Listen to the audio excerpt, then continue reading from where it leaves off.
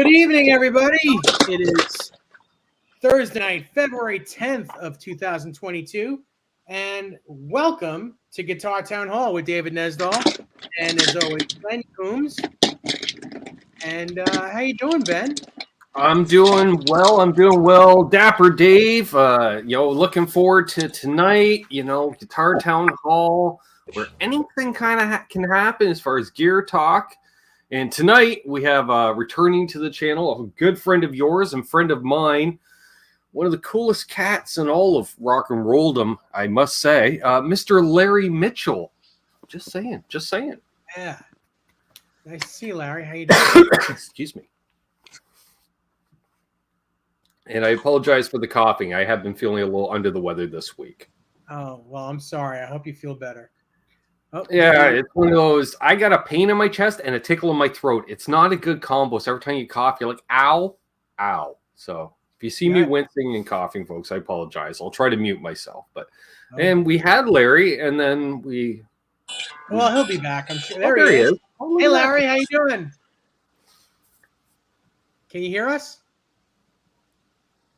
Maybe he can no longer hear us. Can't hear us? No. Oh boy. That we can hear Larry. Can you guys hear me? Yes, we hear you. Your audio is very slow. No kidding. It's just, it was fine before. It just changed drastically. Well, and I don't have anything. I don't have anything else plugged in. Let me pop out and pop right back in. It could be Dave. Am I sounding okay, Larry?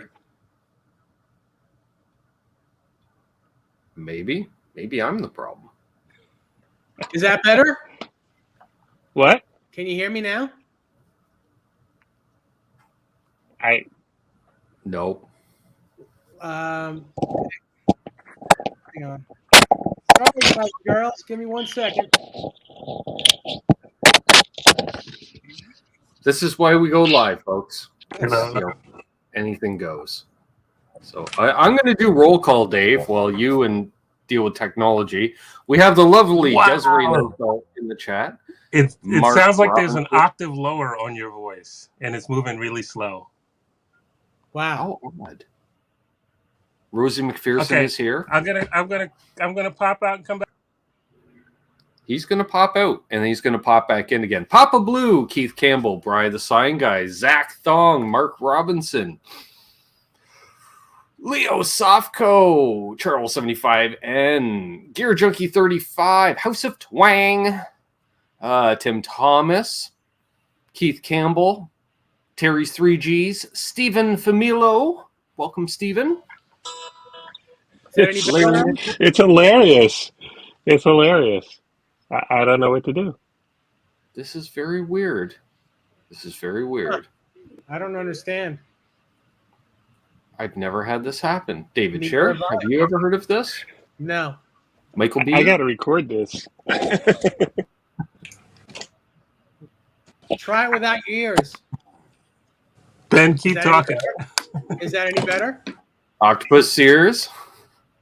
T. Ricky is here. Whoop. I skipped ahead. Oh, so this is what the audio sounds like. Do it again, Ben. Say something. Hey. All right. Let's see. Randy Crooks is here. Desiree, Charles 75N, Tim Thomas, Octopus Ears, unbelievable, is here as well. Wow. These are some of the early I've been watching Star Wars too much. Dave, say something. Anything. Dave, I don't hear you at all. That's really weird. I don't understand that because I just I can hear everybody fine. Ben, in the bar. Right? Yeah, I can hear you fine, Dave. Yeah, Larry, I think it's on your side. Yeah, I don't have Dave. I just have Ben talking like he's in a bar in Tatooine. Say something else, Ben, please. Okay. This is weird. Anything. I can try jumping out and jumping back in to see if that helps alleviate my issues. Right. Okay. So I'm not sure what to do. Hang on. Can you hear me now? I guess you can't hear me. I still hear Ben. You hear Ben? Still sounds like you're in Tatooine. Wow. All the defaults are here. Sounds like you're on an 8-second delay. Stage. Oh, no, I'm not trapped backstage anymore. Dave was quick on the ball, and they're texting, and hello, Fruitcake Tony. Hey, good, Dave. I just texted you what I hear. Right. So, everybody, I apologize for what's going on. We will get it straightened in a minute. Give me 1 second.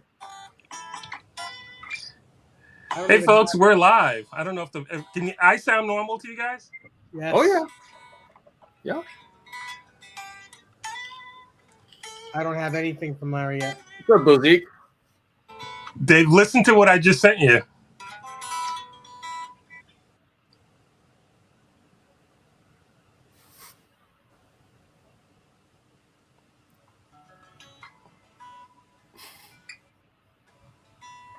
I see some yeses in the chat. You see what I'm talking about?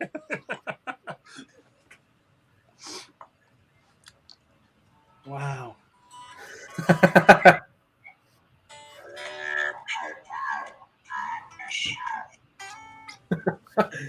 right.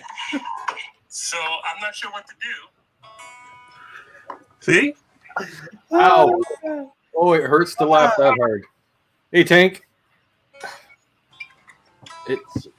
I don't know. I don't know.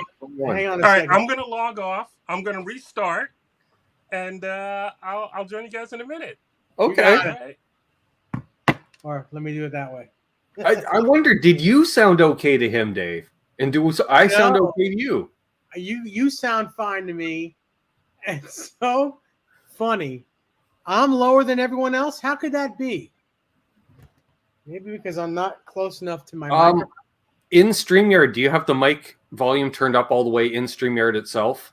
Let's see. They mess with that every once in a while. It says, do you want to automatically? I'm like, no. I uncheck that and just crank that. I use all the volume, just all of it. Mic volume. Check 1, 2, 3. Oh, yeah. Yeah, that's louder. Okay. Then I'm going to do that. What's up? Oh, it's just like you're all intimate with me now, Dave. This is great. Intimate Guitar Town Hall. Much better. How am I to everyone in the chat? Des just says, okay, now you sound as loud as Ben. Okay, very well. Sweet. Well, we've only been doing the show like this for like 6 months, and finally someone's like, hey, Dave. Because I just turn up my speakers because I figure I'm deaf, Dave, so I don't know. Yeah, and even though I start the show and I kind of know what I'm doing, I'm really not computer literate. We know just enough to make it happen. That's we know the bare basic. It's sort of like playing guitar, Dave, right? When someone's like, "Is that a minor ninth you're playing?" I don't know. It just sounded right. All right, here's Larry again. Yes. All right, ladies and gentlemen, Larry Mitchell. Hey. Wow. Whew. That was an awesome voice, man. Like give him a voice.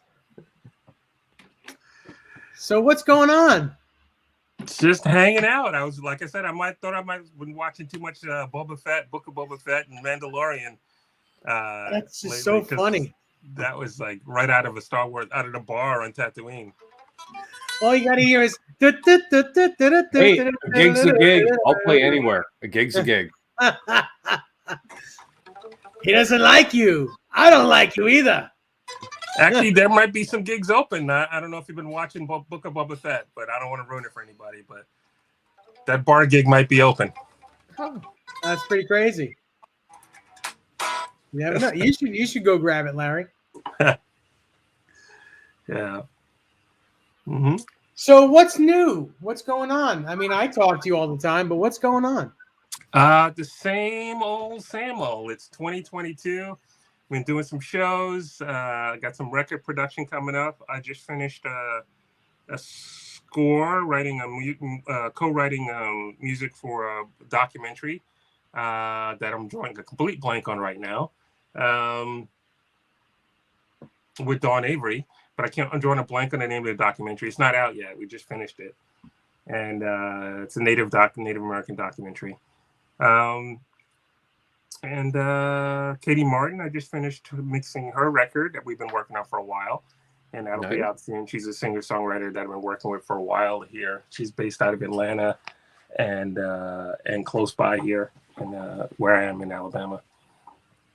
That's it. Just getting ready for the coming year. I got some festivals happening in April. I got the Dallas Guitar Festival, the Tacoma Guitar Festival, Vi Academy with Steve Vai, which is going to be awesome with Steve Vai, Yvette Young, Nuno Betancourt, Guthrie Govan.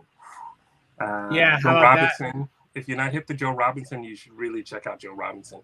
And Tommy Emmanuel, as well as Billy Sheehan, too, who's been on the show, right? Has he been on the show? Billy Sheehan was on the previous show that I did. Oh, okay. Yeah, Billy was very cool. All right, cool. Yeah. Awesome. Yeah, we were going to have Billy on this show, and we kind of like we're going back and forth, and we couldn't get dates together for him. So okay, we'll try that again at some other point. Because like Larry, Billy's busy. Oh yeah, I bet. Yeah. Anyway, so yeah, man. So as some of you may know, Larry has he does 2 shows a week on Facebook and YouTube. Tuesday nights he does a full electric show for about an hour to an hour and a half, and then on Sunday nights he has what's called It Happened on a Sunday, which is all nylon acoustic from all of his acoustic records. And if you haven't seen it, you really need to. It's a great way to watch Larry live and hear his songs. It's again a live chat. Myself and Desiree, we moderate the show, and it's just really great. You know, the performances are always great, and you should check it out. Thank you, Dave. You're very welcome. But what I wanted to talk about, some of the things I wanted to talk about tonight is, you know, we all know, or most of us know, that you're a Nags artist. You play Nags guitars, you play Godin guitars. You used to be an Ibanez artist, but you know, a lot of the guitars that are behind the scenes that you have that people may not know about, I think people would be interested in seeing or hearing about some of the stuff that you record with. Okay. Oddly, there's a telly. I have a couple of tellies, and I don't know where either one of them are. I know where they are. I have guitars in different places and cases, and they're not in the usual spot. I don't have a whole lot of room, so either I have a bunch of electric guitars out or a bunch of acoustic guitars out. Right now, there are a bunch of acoustic guitars out because I was working on some projects and recording acoustic mostly. But there's a telly almost on every record that I ever produce, especially singer-songwriter records. But I don't have either the tellies here. I'm not sure what happened to them. On the last couple of electric records, and Dave, don't kill me because I lost a knob. I'll get you another one. I have knobs. I just got they're actually right on the other side of my desk. This is a R8, a 58 Les Paul. This is from 2016, I think. Right, Dave? Maybe? Yes. 14. 2014. What's the first number after the 8 on the headstock? You want me to see things, huh?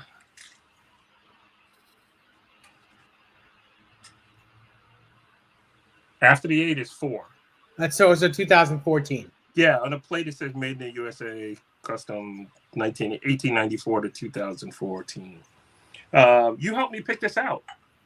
Yeah, I remember that day. It was like, what, 10 of them there? We tried a bunch of guitars, a bunch of R8s, and did we try any R9s? I think. Yeah. We tried R8s and R9s. They didn't have any. They didn't have any zeros there.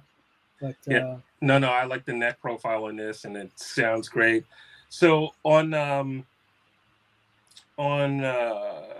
anything that has like a rhythm, chunky rhythm kind of thing going on, rock wise, usually. And this sounds really weird, but it was this on the left side, and on the right for a while it was an R7 gold top. But I don't have that anymore. I traded that R7 for oddly a Nags. Well, that happens.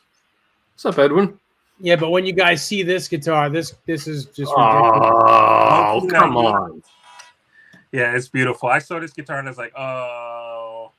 And Wes Bentley at Rebel Guitars, which is wild that I became a Nags artist, and less than an hour from my house is one of the biggest Nags dealers in the country, and I had no idea.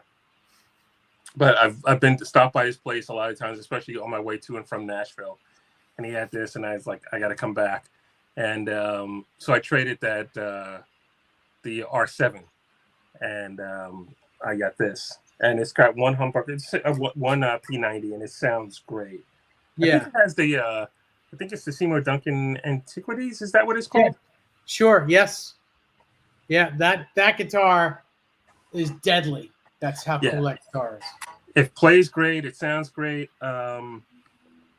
So I use this instead of the what I did with the 58 with the R7.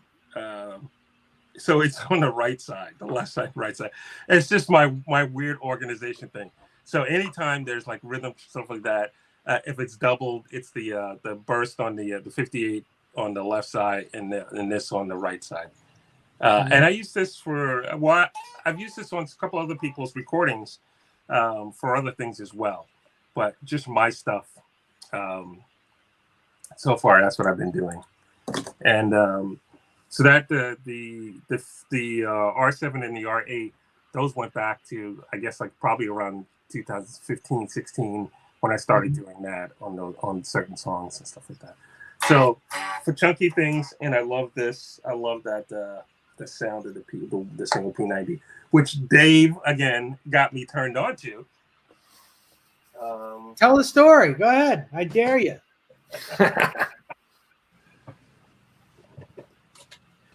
What's up, 2-1? I was visiting New York. I'm so glad you got that guitar with you. Huh? I'm so glad you got that guitar with you. That's very cool.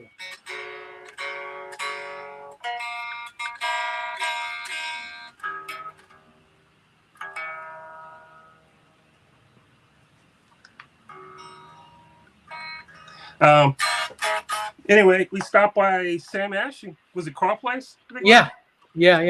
And hanging out, talking to the guys at the sales department, just looking. I like to go to music stores. I like to go to music factories and stuff. And Dave comes over and hands me this guitar, and he goes, "You got to play this." And I'm like, "No, I'm not an SG guy." He goes, "No, you got to play this." I said, "Really? I'm not an SG guy." He goes, "No, you got to play it." So I sat down and I played it, and I kept playing it, and the guy gave me an unbelievable deal. One of those deals where you go, "I can't turn this down." Well, the funny part to the story is when I handed him the guitar, I had all the intentions of the world to buy it for myself. I was like, "Larry, check this out. You got to play it." He's like, "No." I'm like, "Larry, play it." And he plays it. And I'm like, I'm like, "What do you think of it?" He's like, "I love it." I said, "Yeah, I'm buying it." He says, "No, you're not. I am." And that's why he bought it. I thought it was great. I was like, okay, if I got to lose a guitar to someone, may as well be Larry Mitchell. Well, this was the first P90 guitar. I always liked. Oh no, it's not the first P90. I'm sorry.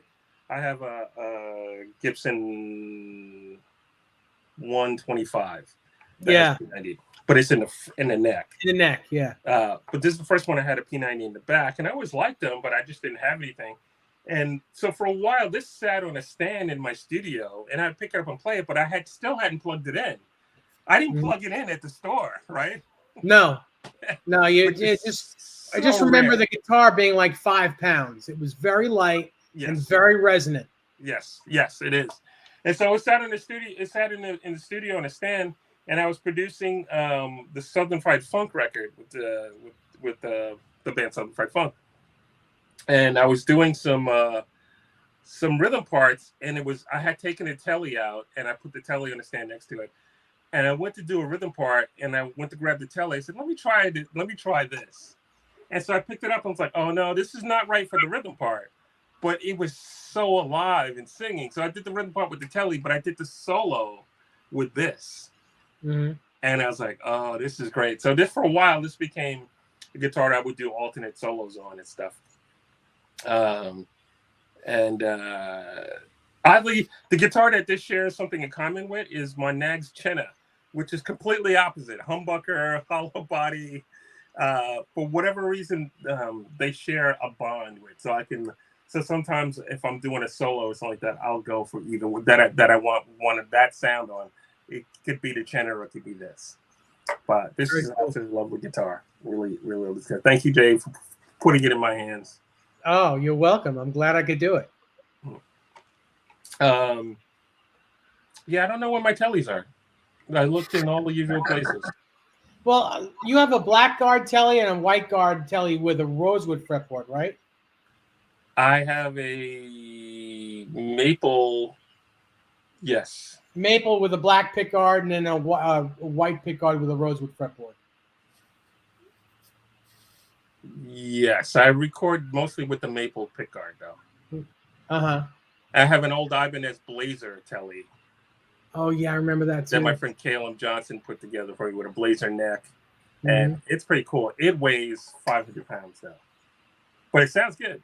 It just weighs. Sometimes those heavy guitars are really sound good. A lot of times they don't, but sometimes you get a really good resonant guitar that happens to be heavy, and you know, sometimes it's good. Sometimes it is. Yeah. Stephen Famillo says, digging that Wicked Explorer on Dave's wall. That guitar right there. Oh, sorry.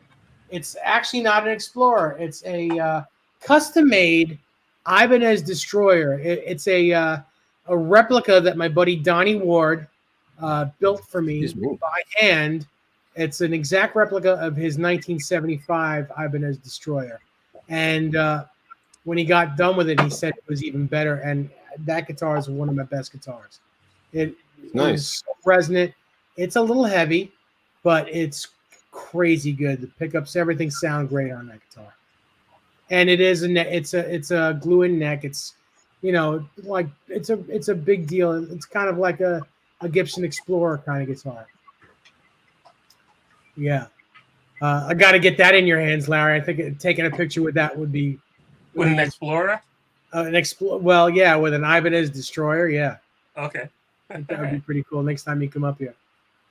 But yeah, these guitars that you're showing us. And now, how do you decide when you're doing a song, when you're recording and you're in a session, how do you decide what's going where?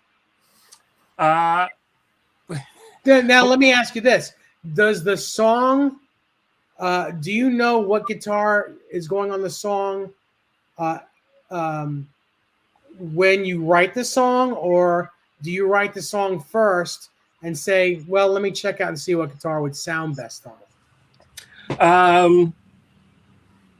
There's two different processes for if it's me as an artist or me as a producer. You as an artist. Me as an artist, the main guitar that I'm playing is going to dictate a lot of it. And so since I've been playing this Nags with the maple fretboard, that's kind of, even though it's got the humbucker, squished humbucker, I call it, in the back, a lot of stuff I do has the that in-between position or the neck pickup. So I still treat it like a Strat because it's kind of bright. Yeah. So any other guitars, it's going to take the place of the telly kind of thing, but as the main guitar. So for like, again, I still have my, if the song requires chunky rhythms, it's going to be the 58 Les Paul reissue and the or the Blue Nags with the P90. If it's starts getting funky parts, like in some of the songs in the last records, on some of the records, there are some secondary rhythm parts that most people don't notice. Like when I do a production class at a college and I break it down, people don't notice those guitar tracks until you hear them solo. And so that's normally what I would do with a Telly if I was doing like production-wise. I was doing it as a producer. But sometimes I've been doing the green nags that I have version of this guitar, semi-hollow. Mm-hmm. It has a bit of a rounder sound. I have to thin it out a little bit, so I'll use a different kind of amp sound. So when I'm working on my stuff and I'm thinking about guitar parts, I'm thinking about what's the main guitar that I'm using, and that's going to carry the main part of the song all the way through, and any other guitar parts or ancillary guitar parts, whether it's going to be a beefy part or a chimey part, beefy or chimey. Beefy is going to be it's going to, like I said, it's going to be the 58 reissue and the Blue Nags. Sure. Or I have a Junior. I forget the name of the guitars now. Oh yeah, the Kanai J. Kanai J. There you go. So again, that's a 1P90. It has a bit of a different sound than the J1, the blue. Yeah, because I believe it's just mahogany, right? It's just mahogany. Right. Just has a different sound. Same pickup? Do you know? Same pickup, okay. Just mahogany. Whereas the blue one is mahogany and maple. Right. Maple cap. It's a thick maple cap too. Oh yeah. Yeah. I can't wait to see that guitar in person. Okay. I guess figure out when I'm headed that way. Whenever it happens, it happens. All right. Yeah. So if I'm producing someone, a lot of stuff I produce is either singer-songwriter or world music. So I'll go with more of the singer-songwriter thing. Those are usually either piano-based as the main instrument or acoustic guitar-based as the main instrument. So then I either think in a Telly for background parts, or this guitar, or the green nags, which is again, it's a rounder sound out of my model guitars, but I can thin it out a little bit more. And when I say thin it out, when you start layering guitars, in order to get those other guitars that are been multiple layers, you have to start rolling off some low end to get them to stand out.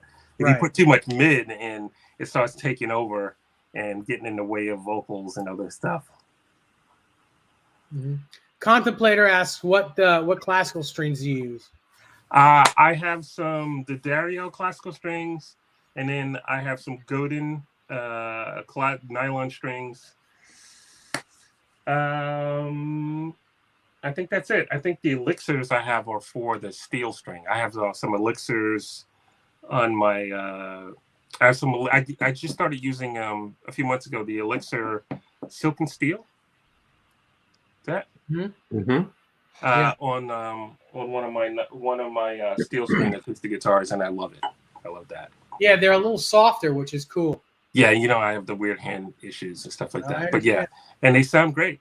I don't have them on all of my acoustic guitars, but I have them on a couple of them now. Jay Hannon is here. Hey, 7/8. How you doing? Hi, Jay. Hey, we got Pooh Ninja in the house. The legend. I'm going to adjust the lighting for a second. Sure. Also saw who Charlie S. has joined in. Yes, that's perfect, Larry. That's really good. Ooh. Hey, look at that light. Tell us a little bit of the nylon string acoustics that you have that are not a Godin. Like you have a couple of Martins, old Martins, don't you? I have. This is my favorite right now. It's got the tone amp on it. Nice. This is a 1966. Oh God, I don't remember what it actually. 016G. That's what it is. And I got this in Phoenix, Arizona. And it was a little. When you take a guitar from Phoenix, it's used to being dried out. And so I got here, it was starting to have some issues, but when I got here, leaving it out of the case for a little bit helped it, and then I kept it in the case for a while. And the people at Fanny's House of Music just did a neck reset on it, and Oh, cool. This guitar is amazing. Whoops. It sounds great. Really sounds beautiful. Thank you. Yeah, I always loved the way it sounded, but it was I used it on a lot of stuff, but I actually used it on the last acoustic record, The Light Within. But the action was just a little high for me. You know, I'm a wimp when it comes to Yeah. Me too. But now, Dave, this action is like wow. Insane. So, what were you gonna say? That's NESDALL action right there. I had a little problem. I don't know if you've ever seen this guitar, Larry. My Black Beauty. No, never said that. Well, it's a '57 Black Beauty, custom shop that I got from Dave Davidson. Okay. And it's wonderful. It's 2010, but the action was a little too high for me. And normally I can fix my own action, which is fine. But the round grommets that are under the bridge that raise and lower the action on these Gibsons. Yeah. I like to put two of them on.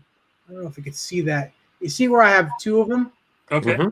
Just so that the post is more stable. Okay. And on this one, they're right on top of each other. So there's no going lower on the action. Oh, wow. Nice. So what I had Larry do today was he filed the actual the bridge saddles. He filed the slots lower and made them all equal, and also filed the nut to make them equal. This guitar it's slamming. It's so good. It's cool. Just and it's heavy. It's about 9.5 pounds, maybe 10 pounds, but oh my God. So yeah, low action. Beautiful great stuff. Great stuff. But yeah, what songs have you recorded that guitar on? I know I used it a lot on The Light Within. I can't tell you which exact songs, because when I recorded The Light Within, the action was higher. But I can't tell you. I don't remember exactly which songs. Would you say that you record with that guitar when you record the acoustic songs? Do you say that's your main recording guitar, or do you still use the Godin more? No, this would be the main recording mic'd nylon string guitar. I did record a little bit on the Godin for The Light Within because I was writing, and some of the things because I recorded more songs than that ended up on the record. Some of them were stream of conscious things, and I was playing, and I had the sound happening, and I just would hit record. I'd hit a click, hit record, and then go back, and some things got replaced for tone-wise, texture-wise, and some things didn't get replaced. So I had to capture that. And the Godin sounds great. The Godin that I have is the Grand Concert that has the built-in mic simulator. Yeah, that's right beyond us, right? Yes. So it sounds very nice recorded. It doesn't have the super quack thing that the saddle under the bridge saddle pickup does. Right. But yeah, I use this, and I have also I have a which I think you played. I think you might have set up. I have a Ibanez prototype. Yes. It's weird because the prototype was made in LA. And then I didn't realize the prototype. I asked for the prototype later on because after the guitar came out, I didn't realize because I played that particular guitar at the custom shop. The prototype it was for a much cheaper guitar. You know what I mean? So the actual production line wasn't anywhere near as good as the prototype. I think you have one and Steve has one. Steve Vai. I think I've seen him with a natural one in his wall at the Harmony Hut. Maybe. Yeah. And I think I've yet to go to the Harmony Hut. You have a Sunburst one, yes? Oh no, I have a natural one, not the thin guitar, but it's a full size acoustic. Oh, okay. I'm Yeah. thinking of the thin S body. Yeah, you're thinking of in SCN 500. Yeah. Can't find them anywhere. Yeah, because they're great guitars. I mean, if people that have them aren't letting go of them. Yeah. But I don't think I've seen the other one unless I maybe saw it for a minute and don't remember it. I thought you had set it up. It's just a full size Ibanez acoustic. I was playing that for a long time. Oh! I thought it was like a shape, like a telly shape thing, because I know that you had one of those for just a second. Yeah. No, I still have it somewhere. Okay. Yeah, I have guitars in different spots. It's like every room in the house pretty much has a guitar in it somewhere. That's not a bad thing, Larry. That's not a bad thing. Contemplator asked me a question. He asked if I've tried out the 20th anniversary Majesty. Now, I think he means the Music Man Majesty, John Petrucci. The Petrucci model. Contemplator, Music Man makes amazing guitars. They're super well made. I'm not a big fan, and I'm really not a big fan of the Majesty or the John Petrucci guitars. Petrucci's an amazing guitar player.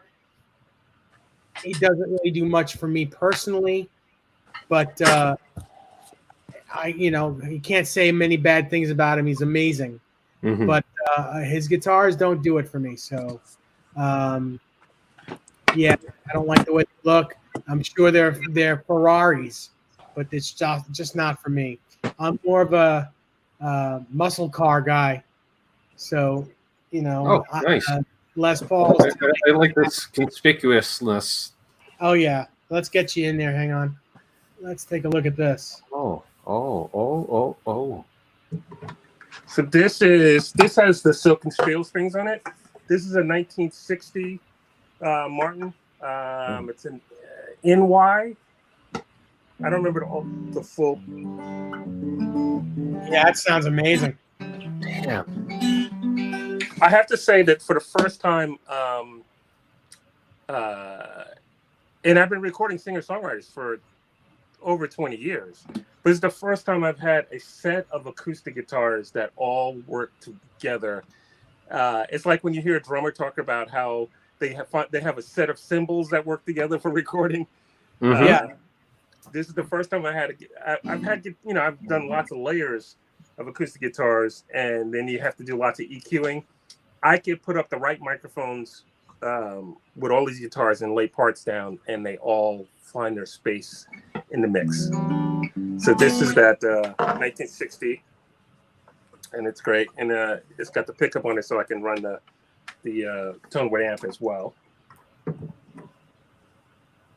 And this is a 1960 Epiphone before Gibson got the company, right, Dave? Wow. Yeah, that's a Kalamazoo. Maybe made in Kalamazoo. Yeah, this is great on its own. It does its thing, but it's not like the first thing you want to grab if you want that full-bodied. No, it's a great parlor guitar. Yeah, it's great. If not if you want to do that big country rock thing, but no. What's up, Mayhem? And it sounds great, and it works really great with the guitar before it. And then I have this. I should have brought a pick over. I got a bowl of chocolate. Can't really play with that. This is another guitar that came from Phoenix. Oh, it's beautiful. This is a 64, same year as me. Gibson, I always get this wrong. Is it an 01V? I honestly don't know. I'm not really up on acoustics, but that's just beautiful. So it has high action. It's been it's got two serial numbers, like either back when people used to engrave the serial number, or what we think was that it was in the military. Mm-hmm. Like somebody had in the military, whatever. But so when I that's a Nashville tuning, no? Yeah, so I always feel like you should have one guitar tuned the Nashville tuning. Sure. And so since this one had high action, I could either get a neck reset or turn it into a high 6. And it's perfect as a high 6.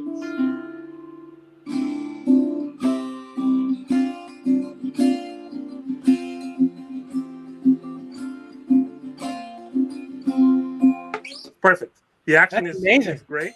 I'm not ripping leads on it or anything like that, so it's perfect. Wow.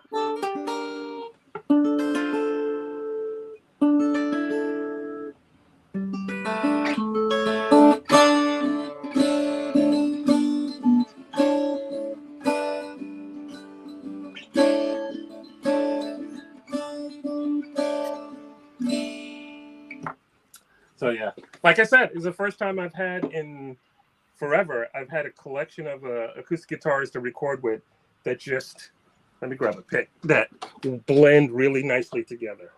Wow. I'm impressed, Larry. This is something I thought you had just a couple acoustic guitars. No, I'm impressed. And this looks like a OM21. What?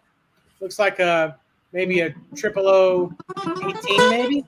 Nope. Actually, so this is weird. I was in Albuquerque, New Mexico, doing some shows, and I ended up sick for a while. And so I'm just laying there in bed. I was looking at Craigslist, and this guitar popped up, and I was like, "What is this?" It is well, actually, yeah. Speaking of a J1, it's a J. I think it's called a J1. There were only 1,100 made in 1999, and then they did a jumbo. It's a Martin jumbo. Okay. Wow. I contacted the guy. He wanted to buy something else. He was selling it, but he was telling me how great the guitar was. He really didn't want to sell it. And I had a show coming up. I had some friends go pick it up. I said, it was a couple. I said, could you guys just make sure it's a real guitar and plays and it sounds okay? If it's weird at all, any weird, don't do it. And they picked it up, and I got it at the show. And I played. I was like, wow, it's really cool. Then later on, I got home, and it's set up great. It has that built-in, talk about the big country thing, it has a built-in compression to it. I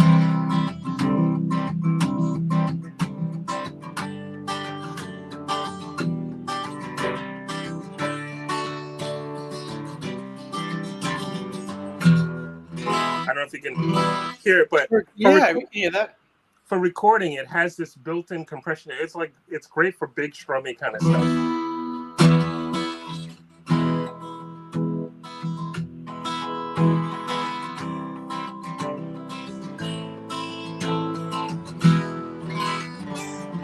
If I could just put together one chord progression today, it would be great.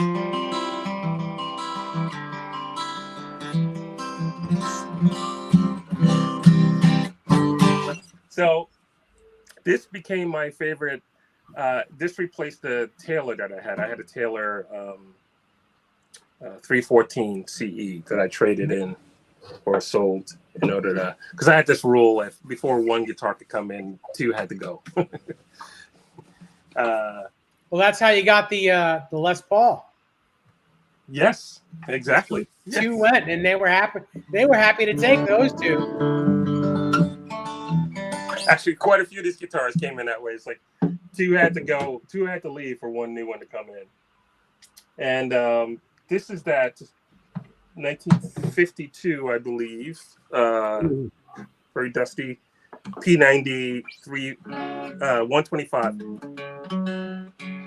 Now, is that the first vintage guitar that you bought? Probably.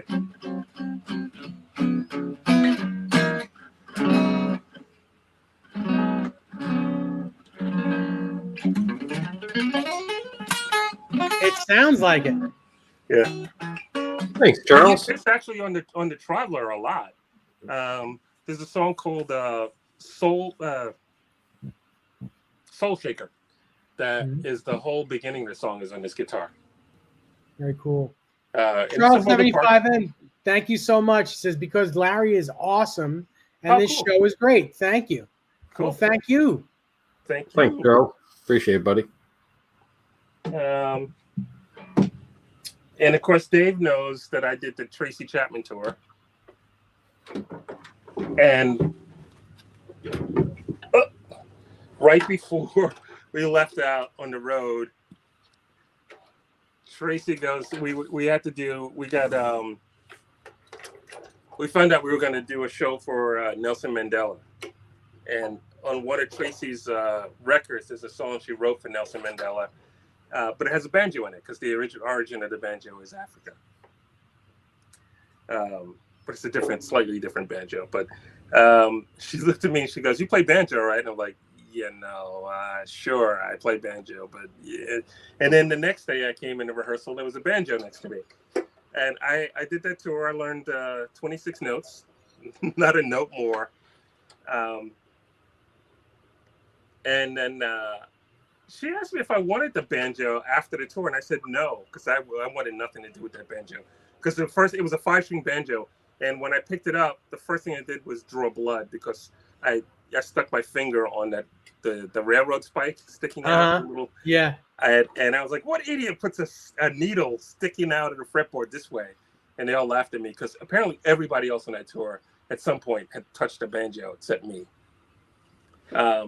So I've done a couple of country records, and I needed a banjo. So I'm not even going to play this on here. But so yeah, I played banjo. I even played banjo 2 years ago or last year on Jeannie Karen's record on one song for a minute, for a short minute. But this is an inexpensive 6-string banjo guitar because I am too lame to try and relearn how to play the banjo. So I just played, like in Nashville, there's banjo players, and then live, most people take a banjo guitar out, or lots of people that I've seen. Yeah. I love those things. I absolutely love those things. Yeah. This is actually my friend Henry gave me this banjo. What is it? R.W. Jameson. It's from the when you buy stuff on Amazon. Forgot what the name of it. Oh, music. Oh, I'm drawing a blank on it. I'll come to it later. But it's a banjo, and it works well. And I pick it up very, very rarely. Mm-hmm. Wow. Well, you have one. I don't have one. I don't have one. I have one of those. You don't need one until you actually need one. It's on Honey, my list. I think I need to get one of those, hon. She's like, no more. Here we go. And this is not mine. I have a J bass, but it's from the 90s. I don't even know what year it is. But this is my friend Wade. This, do you know how to tell the bass years? Well, what I couldn't see the headstock. Is it a Fender? Yeah. Oh, it's yeah. P-Bass. That could be. It could be like a 68, 67, 68. I was going to say 67. I don't remember what he said, but I've had this for a while. So Wade, if you're watching, sorry it was lost. I don't know if I'm giving it back. But yeah, I play this a lot on different productions. Looks like it has a jazz bass neck on it. That neck looks very thin. Yeah, it does. It is thin, but it's a P bass. Well, yeah, the body shape is a P bass, but it looks like it may have a jazz bass neck on it. Oh, it says precision. Yeah. Well, look at that. Yeah. It does look awfully narrow, though, Dave. I agree. Yeah. So I have this, and I have one other bass. I have the, like I said, I have a J bass. Uh-huh. From the 90s. Very cool. Yeah, I think every guitar player needs to have a bass. Yep. Yes. I have. But those basses that you have, Larry, that's some good stuff. That is a great bass right there. That's cool. And you saw. So this is that. Oops, let me do this. This is that. When we're talking about the Kanai J. Yeah. Beautiful.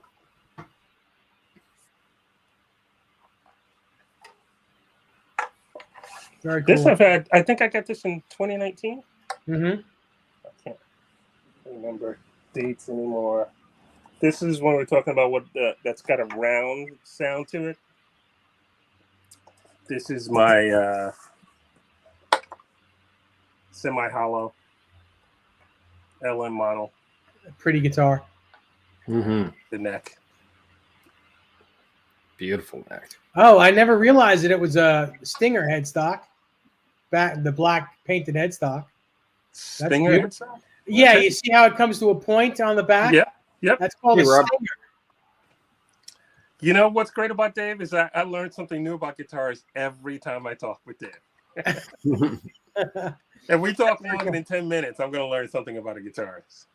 And it's got the older locking tuners. Yeah, they're like vintage Clousons. Exactly, but they're locking. Nice. That's cool. Very cool. And the next one is the burst, right? This is the first Nags that not the first Nags I got. The first Nags I got was the Chenna. This is the first Nags that of my model. Mm-hmm. I love that guitar. That guitar is crazy good. Mm-hmm. And it has the vintage locking tuners as well. Yeah. And I used this on the Traveler, and I think that was the first record I used it on. Probably the Traveler.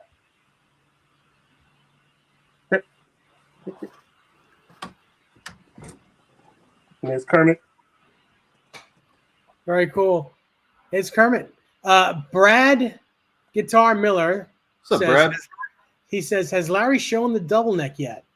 That was the Larry, last time we were on. Larry has shown the double neck in a previous show. Mm-hmm. Yeah. And Double neck's not easy to get to right now. yeah, that I figured that would be a backbreaker. Well, just where it is, it's just not easy to get to. And Stephen Famillo says, Larry, your nags have the 8 or the 8 or the 9-inch radius, or the flatter one. Do you know? 8.5. It's an 8.5. Okay. Yeah, I was just talking with a friend of mine who has a couple of has a Nags Chenna and maybe he's got 3 Nags, and he specifically called me to ask me about he wants to get a Severin. He had some other high-end Strat style, super Strat style guitar, but after playing his Nags, he wanted to get a Severin, and he wasn't sure. He wasn't sure about the 8.5 radius. He was thinking that he wanted to get an X, which is a Severin X, which has I think a 12 or 14-inch radius, which is much flatter. Right. And all I could tell him, I introduced him to a couple of friends of mine that have Severin X's. I didn't even realize that Nags makes now a Severin X, that radius, with the stock tremolo. Before it was introduced with the Floyd Rose, but they make it now with the stock tremolo. Cool. What I've been as, I was always used to the flatter radius guitars, flatter radius necks. And when I started playing the Nags, I didn't miss that at all. It wasn't an adjustment. I don't have any issue bending or fretting out on the 8.5, and it feels really comfortable to me. So we'll see what he ends up getting. He's going to check it out and do his research and stuff. But yeah, the 8.5 is absolutely great for me. It's very vintage Fender like. Very. Because vintage Fender is 7 1/4.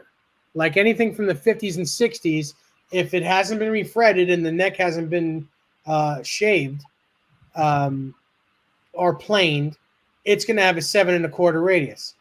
Nowadays, most Fenders are 9.5, which is cool, and yours is just between the two. So I would imagine it would be really comfortable. Yeah. I think Steven said I need to have the zebra jacket out for the double neck. And the old In hat. the house. I don't think I could get my arm in it now.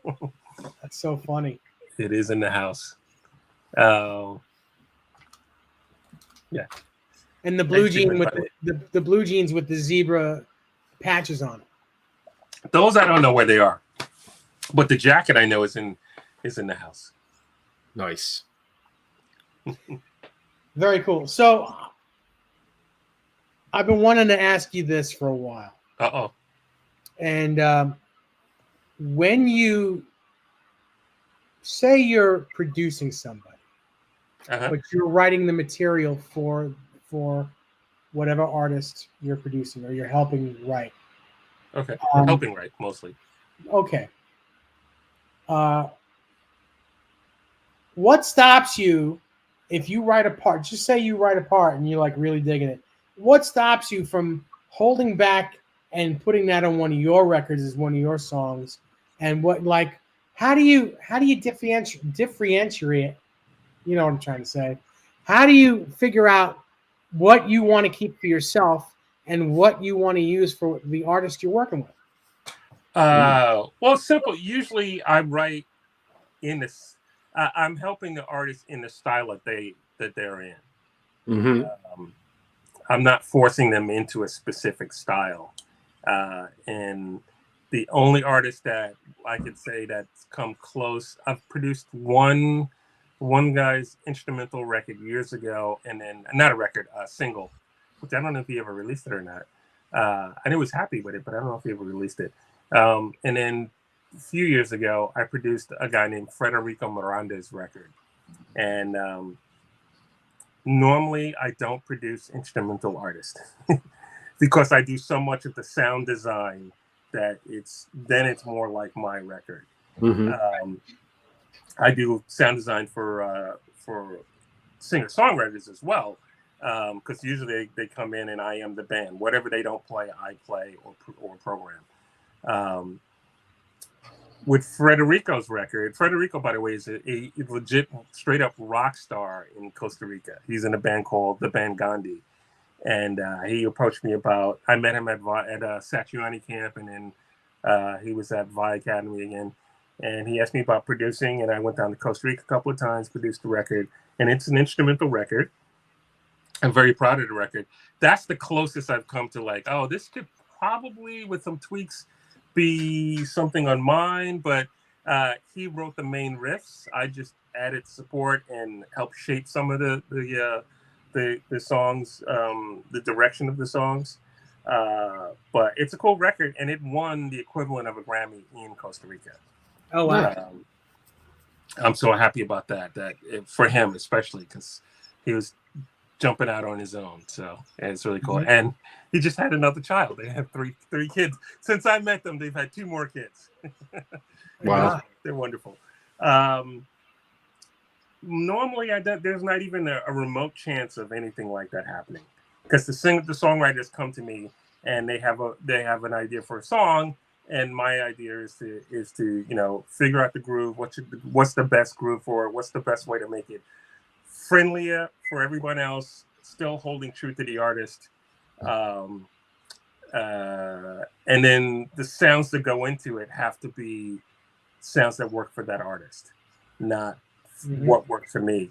And I get caught up sometimes where 2 things happen. A lot of times the artists will turn to me and go, "Are you going to put a solo in this?" I'm like, "No, this doesn't need a solo guitar solo," and that's not who the artist is. I have done solos in some of the records, but they're not like some people would be like, "Is that? I didn't know that was you," because if they're used to me doing my solo, my instrumental stuff, they're not used to the sound that I would use. I'm not trying to be me as an artist on their record. I'm trying to be me as a producer. And if I hired a guitar player to come in and play a solo, I don't know, unless it was extraordinary circumstances, I'm not going to hire someone that sounds like me or plays that style for their record. I do guest spots on people's records, and they're usually asking me to be me. So be me. Yeah. As a, You did a guest spot on Gizmachi's record, and I got to tell you that the solo that you and Jay both did together, where it was call and answer, that was great. It's fantastic. Thank you. Thank you. Yeah, that was me trying to be me, but also be me on a definitely a metal record. So I was just trying to let it rip a bit. Very cool. That's cool. It was a fun project to be a part of. Charles 75N asks, what gets Larry excited when listening to music? Ooh, I listen to a lot of different things. I keep saying that for the last couple of years, I've been on my third Tori Amos kick, and she's touring, so I got to go see her play live. And she's got. Someone said before I got the record. Someone says it sounds like you played on one of the songs. I'm like, no. And yeah, there's somebody doing a lot of dotted eighth notes on there. And I'm like, oh, that's so. I would love to tour Tori Amos. So I'm stuck in Tori Amos. I'm an Ed Sheeran fan. I'm a huge Prince fan. The last couple of weeks, I've been diving big time into funk rock from the late '80s and early '90s. So I've been listening to my friend Tony James's band, old band Maggie's Dream. I was listening to Dan Reed Network, even Jellyfish, which is not super funky, but just reminds me of that time period. Mm-hmm. I'm a King's X fan. That's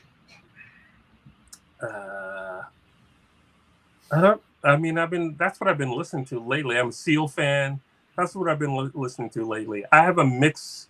When I do some long drives, I have a mixed stuff that's got Tori Amos on it, Ed Sheeran, some King's X, some Emmylou Harris, because I saw Emmylou Harris play earlier this year. She's awesome. At 74, she was just awesome.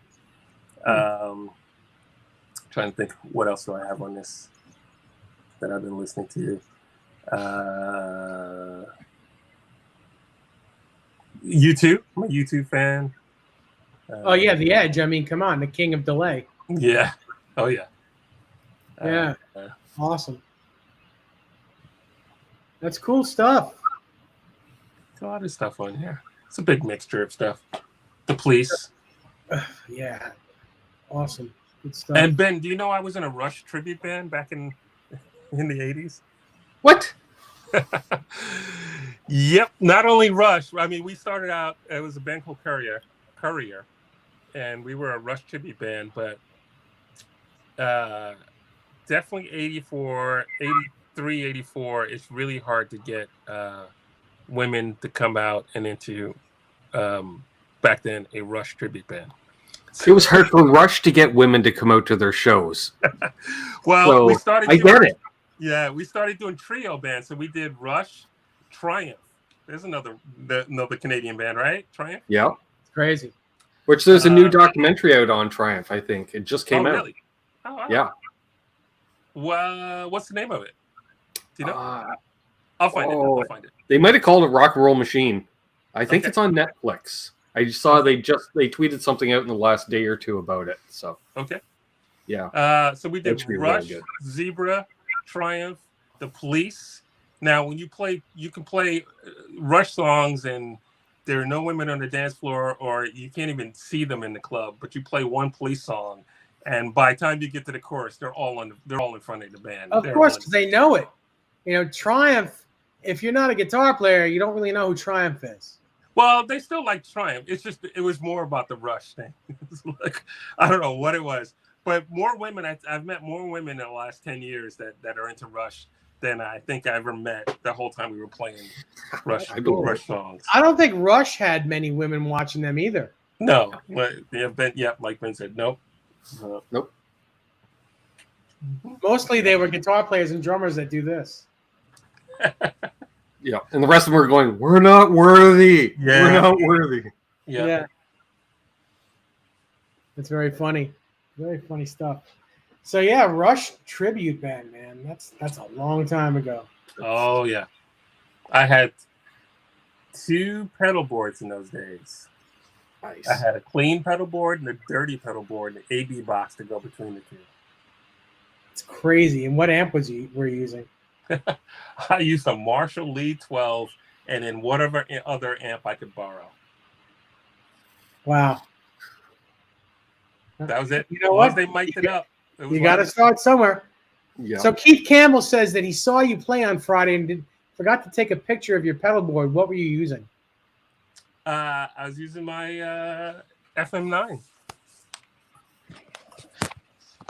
Let's walk over to the other side of the studio. There it is. Can you see it? Nice. Yeah, hang on. Let me get a closer picture of that. There you go. I like the wood panel. Thank you. And so, like I said, I can't get to the double neck is behind these. Mm-hmm. Yeah, get to that. I'm sure there's a lot of guitars in there. There are all the Ibanez stuff is back there. Uh-huh.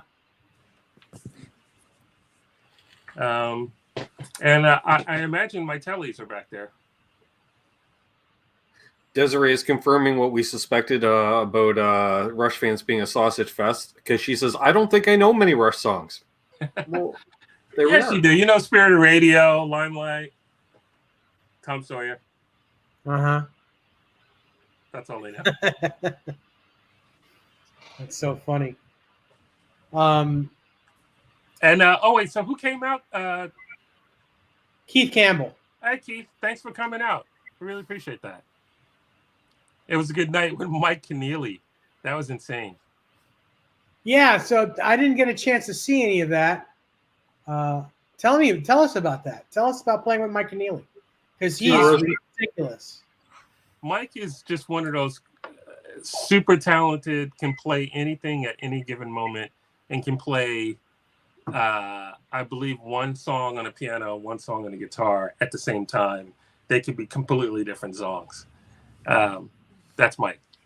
So I opened the show, and then Ronnie Lee, Mike Keneally, Rick Nash, and Larry Grano played, where my friend Jamie Shadowlight played some violin. And then I joined them on the last set, and we played a bunch of songs. It was fun. Mike is great. The first time I actually met and hung out and talked with Mike was at the Satriani G4 experience. He was in Satch's band, and I was just there as an artist at the camp. And we got to hang out, spend some time, and talk. And he did a record for Steve Vai.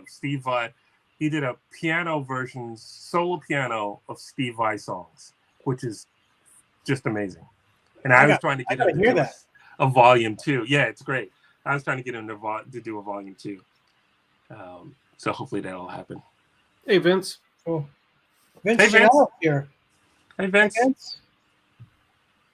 That's another guy we got to get on here. We got to get Vince on here. He's always busy on Thursday nights giving guitar lessons. So Vince has a pretty cool guitar collection. Yeah, I know he does. I know. We'll get him on here. Maybe we'll do another night and pre-record it so it comes out on Thursday, and then me and Ben could just take a night off. We could do it as a premiere and hang out in the chat too, Dave. Yeah, we could do that. Yeah, we could premiere it. That way people can still interact in the chat to some extent. They can ask questions. We won't answer them, but it's pre-recorded, folks. But yeah, that'd be fun. You can answer it live. We could. Guess we can answer it via... We could just copy-paste. I'll ask him that. Keith said, did we do ZZ Top? I don't know why we didn't do ZZ Top. Maybe because Leo, who was playing bass keyboards and sang lead, he did a great Geddy Lee. He did a great Sting. I don't know if he could do ZZ Top. I don't know if he could do a Billy Gibbons. But that's interesting. We didn't do ZZ Top. Wow. Yeah, and when I was doing cover stuff, I didn't do much ZZ Top either. And ZZ Top, I mean, they got all the great songs. Mm-hmm. I mean, all their songs are great. Yeah. Yeah. That's pretty crazy. So let's talk about the two newest records. Okay. First of all, Tunnel. Let's talk about the song Tunnel. Okay. Tunnel is the one where you have the fractal unit tuned a whole step down. Is that correct? It's tuned down 5 steps. 5 steps. Can you tell us about that, or can you maybe? Is it possible for you to show us or play a little bit of that? Can we hear that? Is there a way for us to hear that? It's not going to sound the best, but yes, absolutely. Let's see.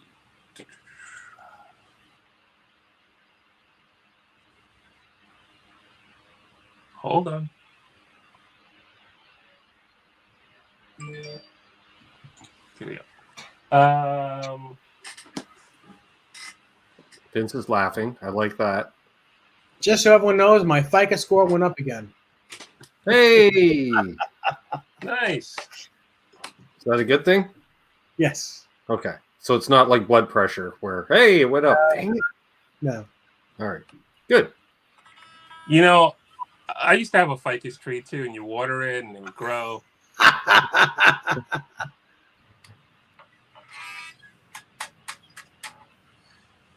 Oh, hold on. Turn this off. Turn this on.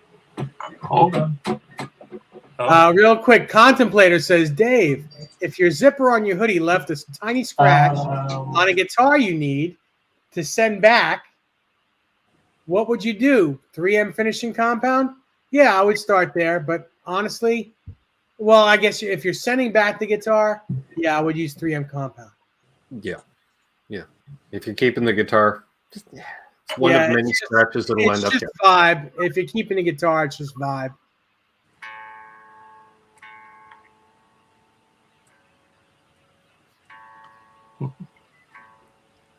While Larry's tuning up, I got to show this off again. Here you go, Larry. Check that thing out. Nice. This is a 60 burst. Mm. Flat neck, flat thin neck. I'd almost forgotten about that guitar, Dave. Thanks. Yeah, I can't forget about this guitar. I love the color too. I want that. Dave, did you come out? No, I'm still in the closet.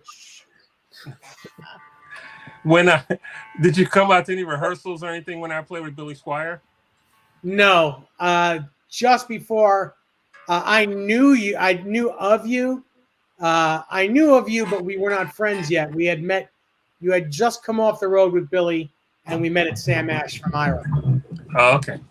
Because he brought a 58 burst on the road, 257 gold tops, a no-caster, a 59 junior. I so wish I was into vintage guitars then. I mean, I respected them, but I wasn't into them like I am now. So funny. Desiree was like, "What? What was that, Dave NESDALL?" Well, didn't you just hear Larry ask if I had come out, and I stopped him in his tracks and said, "No, I'm still in the closet." No, just funny, very funny. Anyway. You're still the beard, Des. You're still the beard. Oh yeah.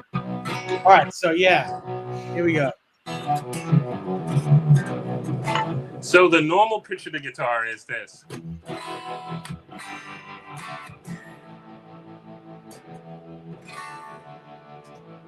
And it drops down to this.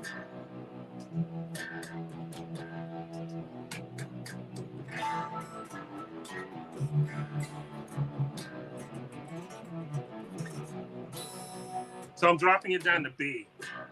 Dang.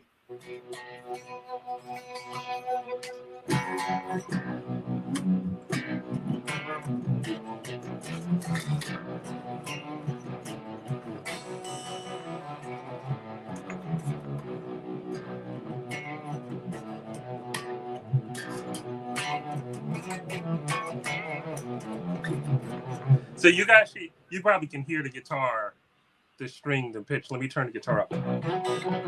Why is that not going up? There we go.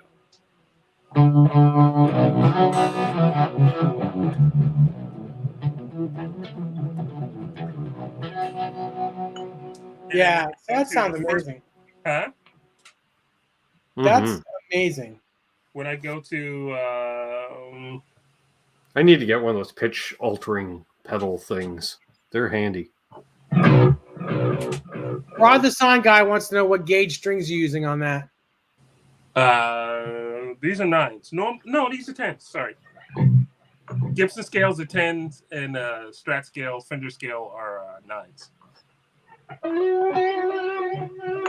And then let's see. When I go to on this fractal, when I go to where is it? Oh, here you go. So when I go to the first part of the solo, there's a fuzz on, and I'm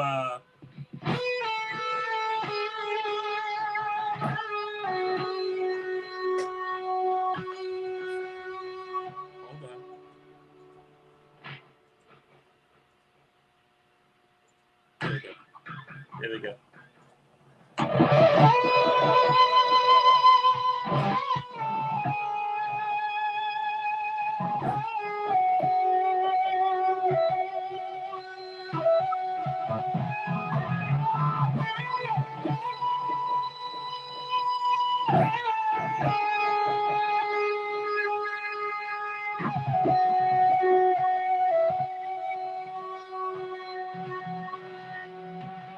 I cannot work a wah sitting down. It's not funny. I don't think anyone can. And then when I go to the regular lead, I'm in standard tuning.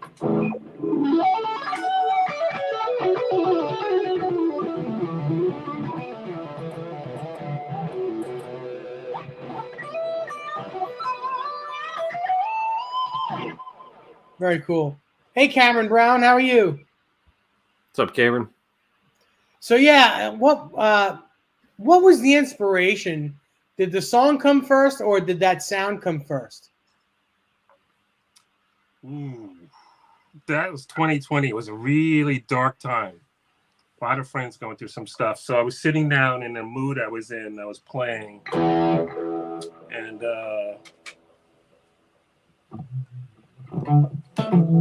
so I'm pretty sure I had the riff.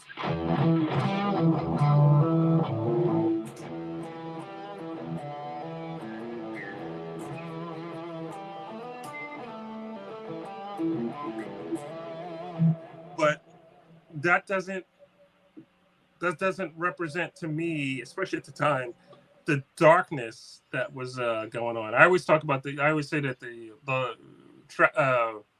Shadows on the Soul is kind of a dark record with a glimmer of hope. Mm-hmm. So I wanted darker, so I was thinking about retuning guitar, and then I just basically popped the pitch block in the fractal in front, so it's the first thing that you hit, and then I just kept dropping it until it got here.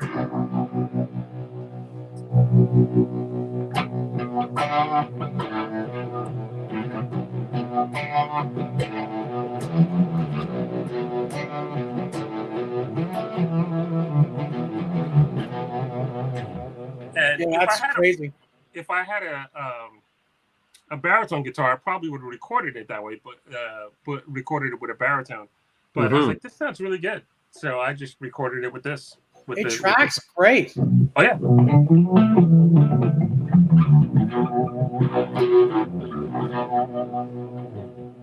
So yeah, so that gave me the kind of a little bit of the seriousness that I was looking for.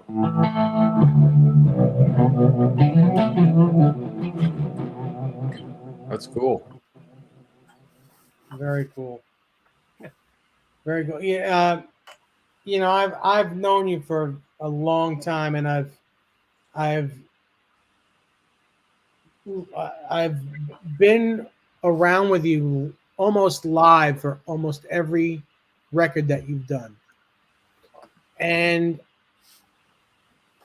from the first record up until the newest ones, your musicianship and the way you trend is always on this incline that is, it's like ridiculous. I've watched you grow, and you were fantastic in 1990. Like, you were off the charts in 1990.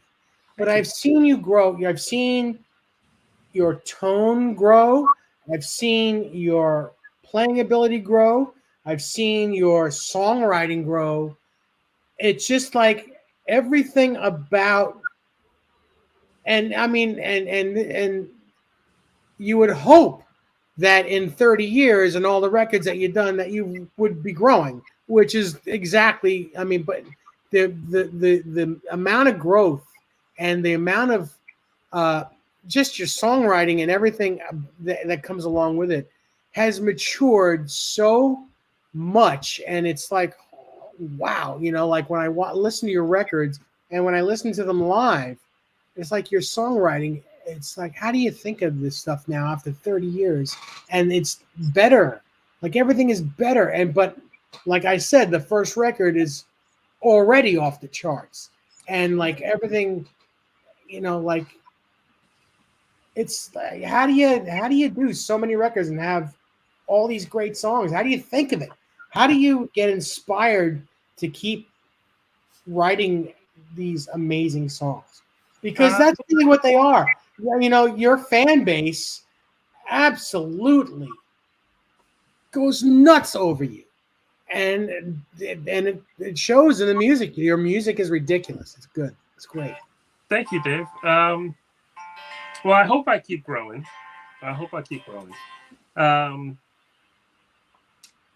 love the first record. Very proud of the first record. Those songs were written not to be instrumental. Actually, most of those songs were written to have lyrics on it. We just couldn't find a singer.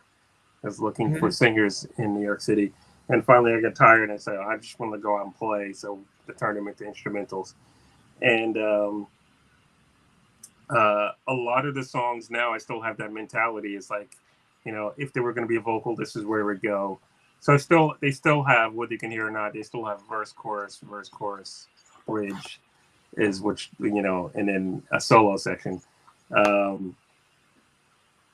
I always hear music and in my head, always. So I hope that never changes.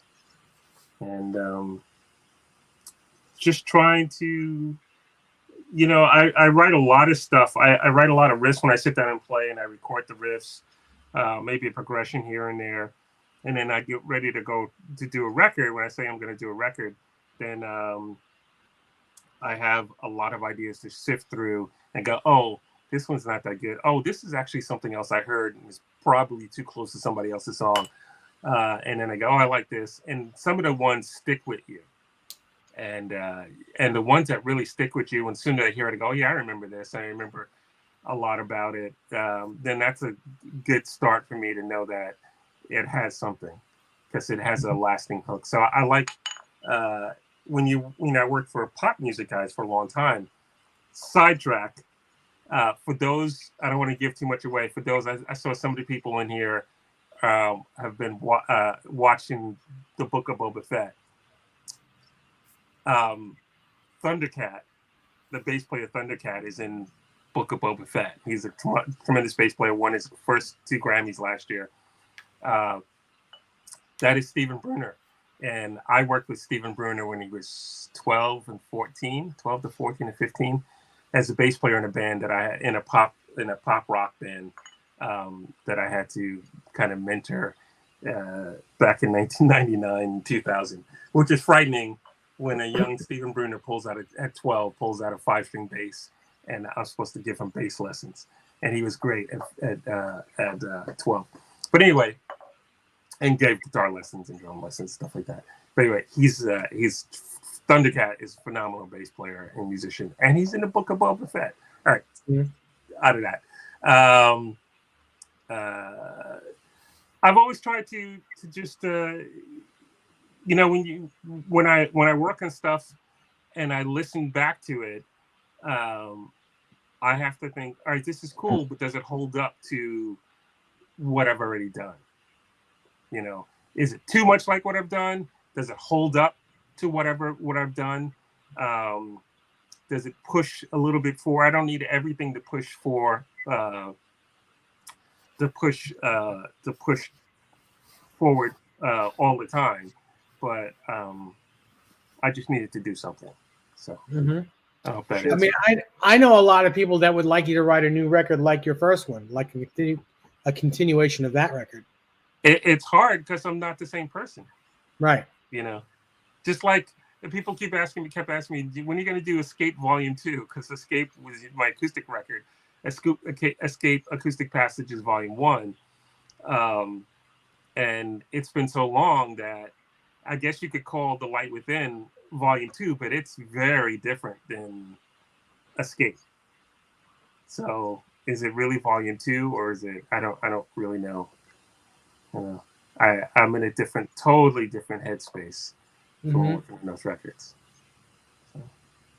So cool. Good stuff. Mm-hmm. Really, really good stuff. I just had another question for you, and while I'm listening to you, I kind of lost it. Was it someone? Hang on a second here. Uneffing Believable asks Larry, do you see music in colors like Devin Townsend? Yes. Can you explain that a little bit? Hard to explain. There's a song on the Light Within called The Color of Sound. It's really hard to explain. It's it's really hard to explain.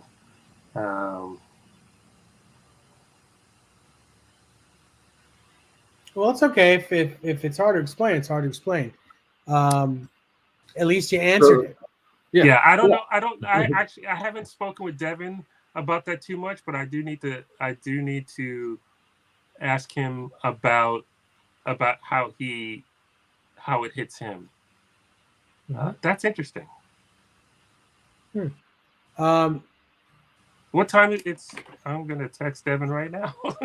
Mark Robinson says Larry is not only an awesome player, but one of the nicest people you can meet. Glad to know him and call him a friend. Agreed. And I apologize. Thank you. Apologize, Keith. Now I know who Keith Campbell was. Sorry, I wasn't thinking about it. Hi, Keith. Randy Crooks asks, who are your influences, Larry? Sorry, I'm writing a text. You kind of went through that already, but you can let him know again.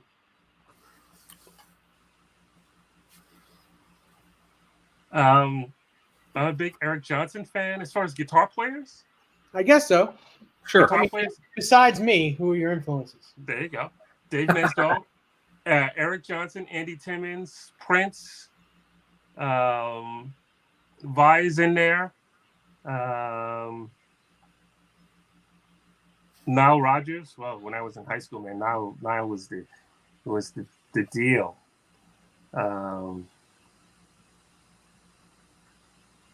Those are probably the main influence. Oh, Steve Stevens, of course, Far Rockaway. Yeah, I grew up in Far Rockaway. First Brooklyn and then Queens, Far Rockaway, Queens.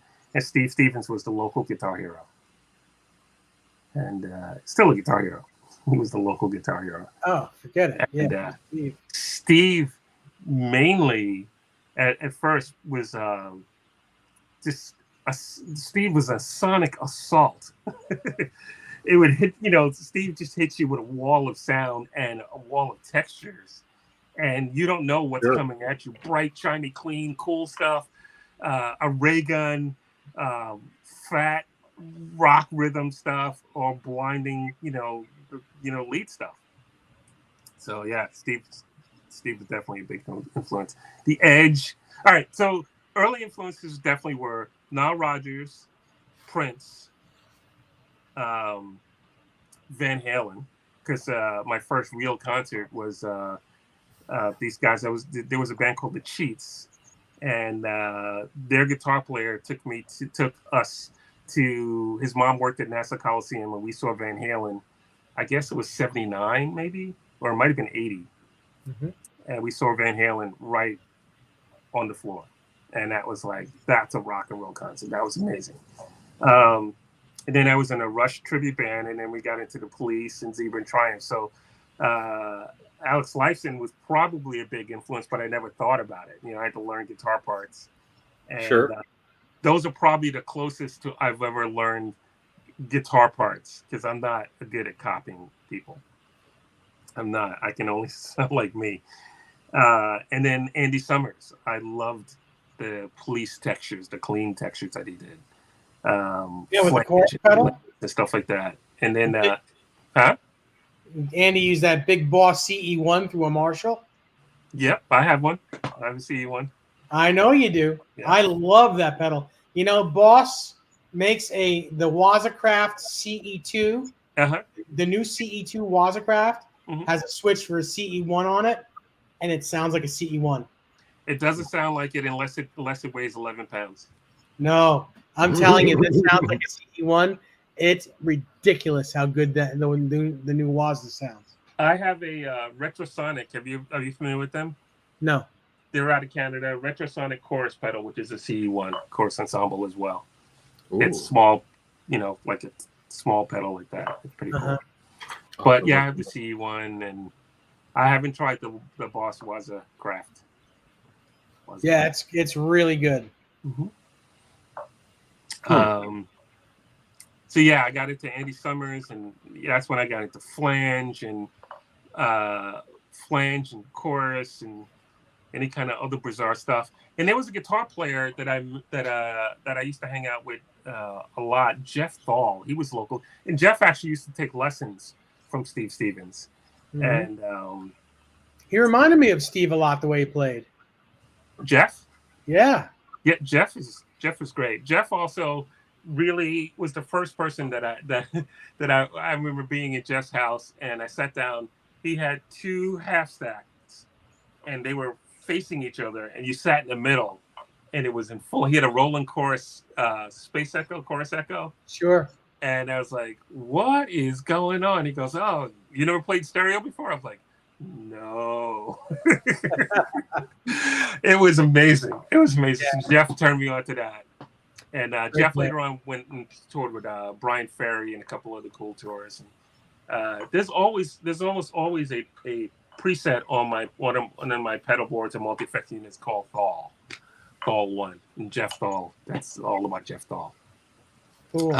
So Jeff was an influence as well, as far as getting into stereo and delays and stuff like that. And then later came Eric Johnson, which was just amazing. I think I almost killed myself in Ira. Ira Blanco. Sure. Because we were listening to. We used to get those sound pages and put them on cassette. They used to come with Guitar Player magazine. Sure. So there was Blue Powder, and I think we had the Guitar World according to Steve Stevens, which is a great song that he did on there. It was nylon string to rock and electric. And then there were some other things in there, but Cliffs of Dover. The first time anyone heard Cliffs of Dover on the recorded thing was a sound page. And I remember getting the magazine. Who is Eric Johnson? Why is he on our cover? I read the article and did not listen to the sound page, because that's the article, the famous article where he's talking about the difference between Eveready batteries and Duracell batteries in your drive pedals. And I was like, this guy's a little different. And Ira picked me up one day. We were going someplace, and he goes, "Did you listen to that guy, Eric Johnson?" I'm like, "No, I haven't listened to it yet." And he goes, "All right." So he put a cassette in. We listened. Blue Powder comes on. Something else comes on, and then Cliffs of Dover comes on. And it had to be like 1985, maybe. And yeah, maybe I was like, "Stop the car!" Stop. He's like, "What's going on?" I was like, "Who is this?" He goes, "Dude, you almost killed us." I'm like, "Who is this?" He goes, "This is that guy, Eric Johnson, with the batteries." I'm like, "Oh." And it was everything I wanted to sound like in my head. Mm-hmm. It's amazing. And then later on, I don't know who was in there. I got into Hendrix at some point, and Stevie Ray Vaughan. My mom got me into like Santana, I believe. And then I met Andy Timmons in New York. He was living in New York at the time, playing in Danger. And he was just really cool. And Andy's become one of my favorite guitar players, period. Yeah, Andy's amazing. Yeah, he's just amazing. I remember going to a jam. Jay, hold on a second. Jay, Cliffs of Dover was on the 1990 record, but I'm pretty sure it's 1985. He was on the cover of Guitar Player magazine. and they had sound pages in there. It's like a Oh, yeah. flexi disc. Yeah. That's the first time Close to Dover was on recorded. Yeah. Pretty cool. So I remember going to a jam with you called a place called Page Six in the west end of Long Beach. And we met Andy Timmons there. I had met him for the first time through you. And I remember we were just doing this guitar jam, and he started playing Little Wing, and it was like I was floored by the way he played that song. It was just like, I mean, I always knew who he was from Danger Danger, but seeing him play that closely, it was like next level. It was next level, and sang it. And, it was just amazing. Yep. Good stuff.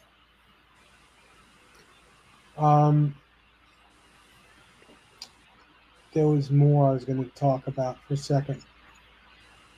I wanted to thank you for I dropped your name on Saturday, Larry, and I told you about this in private. I went to Dave Davidson's shop, Well Strung Guitars. They're closed on Saturdays, and went there, and because he was there and a couple other people were there, and in walks Joe Bonamassa. Oh, cool. And we hung out with him for 3 hours. And in the very beginning, when he first walks in the door, he knows the guys that work there, and he's very close friends with David, the owner of the store. So he sees me and my wife, Desiree, and he's like a little apprehensive at first. And all of a sudden I said, Joe, you and I have a couple of friends in common, like good friends in common. He's like, oh, no kidding. Who? I'm like, well, Andy Alador. Oh, great. You know Andy? I'm like, yeah. And I said, and Larry Mitchell. And he says, Larry, I have to talk to him. I said, I've known Larry for close to 35 years. And, when he's in New York, he stays at the house. And, it's just, Larry's one of my oldest and best friends. And once I mentioned your name, he calmed down, and he was like we were family at that point. It was like he gave us the time of our lives.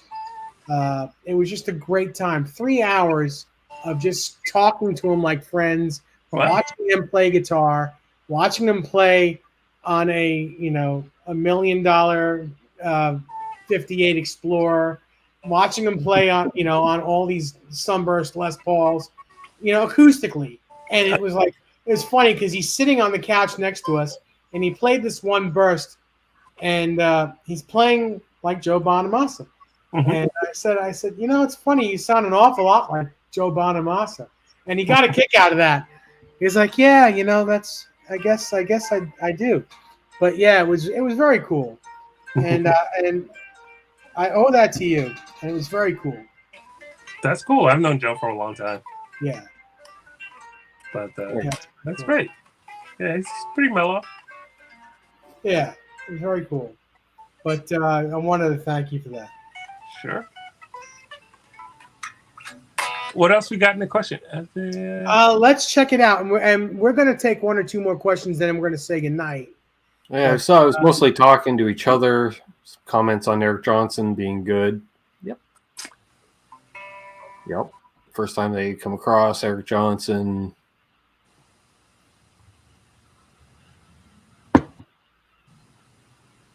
Terry's putting links to Larry's website and YouTube channel. Thank you, Terry. Yeah, let's go back a little further.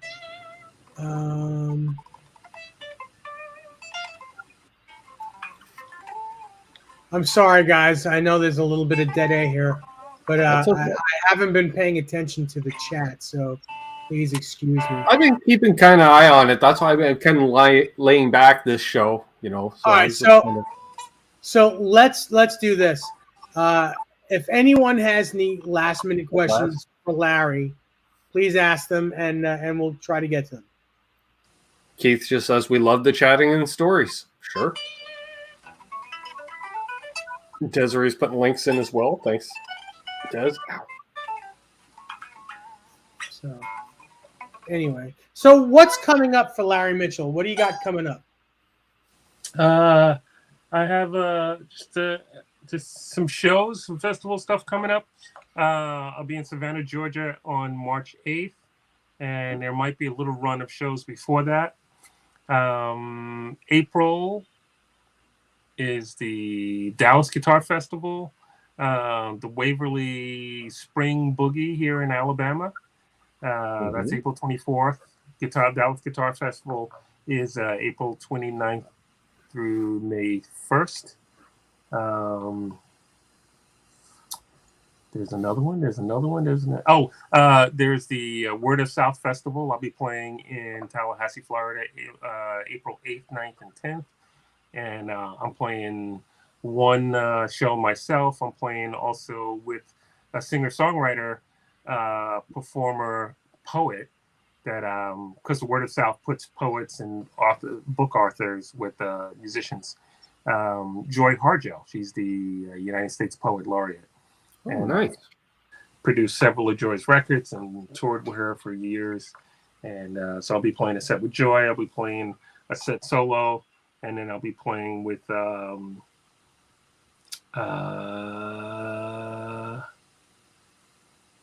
it's an artist from Germany. Her last name is Striffler. Her first name is, I don't know. I can't think of it because my mind is gone. Okay.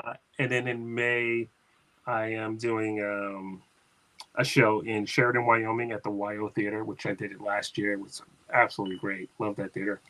And then 2 days later, I'll be at the Tacoma Guitar Festival in Tacoma, Washington, which is cool. It's held in the Tacoma Dome. It's very cool. And then June is winter, summer, winter NAMM, which is happening. It's winter NAMM in Anaheim, but it's happening in the summer instead of summer NAMM. And then August 8th, 4th through 8th is Vi Academy 6.0.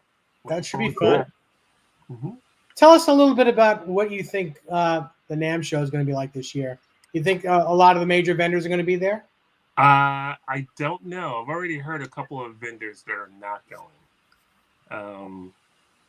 It's hard to know why they're not going. I know some vendors always boycott Summer NAMM in general because it's in a weird part of their schedule, their release schedule. And then I don't know. I really don't know.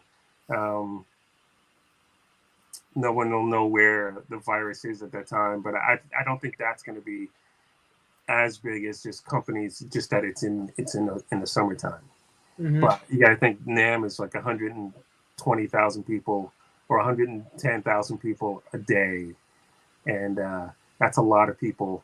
If you are worried about the virus or stuff like that, and then will companies want to come? Because a large part of Winter NAMM is people coming from all over the world, and so we'll see if people are going to come out to that, and if anybody locally is going to come. Another big part of Winter NAMM versus Summer NAMM is that there's a lot of artists that come to Winter NAMM. It's near LA.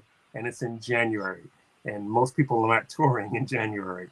Right. Summertime, if people are able to tour, they're going to be on the road and not able to come to the NAMM show. So it'll be a different kind of show. Mm-hmm. Either way, for many reasons. Well, I'm looking forward to hearing what it's like. Mm-hmm. Very happy to see that. I really wish I could make it to one of these things. I remember going to the Summer NAMM with you one time and on crutches, and that was really hard to do. And that was a lot smaller than the Winter NAMM ones. Was that with you? Did you drive with me and Tom Prezioso? I'm sorry? Did we go with Tom Prezioso? How did? I went. I met you in Nashville. I went there with my dad because I was supposed to be in one of the booths playing for Floyd Rose. Oh yeah, yeah, And yeah. then they wound up not showing. So you just took me along, and I just, I went there with you and just walked Okay. around. Yeah. I've been going to NAMM since the '80s, mid '80s. So I'm trying to remember which the shows and stuff. Yeah. Sometimes it's a blur. Cool. Yeah. Well, anyway, Larry, thank you so much for Sure. joining us tonight. It was a lot of fun. We learned a lot of things. I love seeing the guitars that not many people get to see, all the behind the scenes stuff that you do. Those acoustics were beautiful. Oh my God. Thank you. Stuff that Yeah, cool. I learned today for the first time. Just a lot of awesome stuff. And I'd love to get you on here to do another, like a part 2 at some point when you have some free time. I know your time is we can do tellies and some other stuff. By then you'll have more guitars anyway. But it's always a lot of fun to have you on here. I love walking down memory lane with you. Yeah. It's always great to see you, and I look forward to seeing you maybe sometime in the middle of April. We'll see what happens. Cool. By the way, just a side note, when I got the Tracy Chapman tour, and like I said, I have a hard time trying to learn parts and play sound like somebody else. Dave figured out a lot of those songs and showed them to me. Thank you. I can hear things pretty quickly and kind of know where they are on the fretboard. But yeah, it's fun. It's just fun to kind of like, dick around teaching stuff. I think it's fun. Sure. But it's good stuff. Larry, you're always a great student. Ha ha ha. Just kidding. I learn more from Larry than I learn from almost anyone when I watch him play. So True. Thank you for teaching me all these years, and thank you for teaching me humility mostly. Because I will say that you're one of the reasons I grew up to be the man that I am today. Wow.